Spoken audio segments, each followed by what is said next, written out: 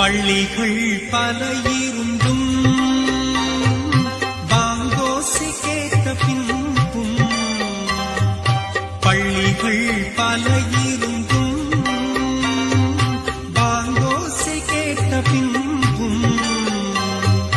பள்ளி செல்ல மனம் இல்லையோ படைத்தவன் நினைவில்லையோ பள்ளி செல்ல மனம் இல்லையோ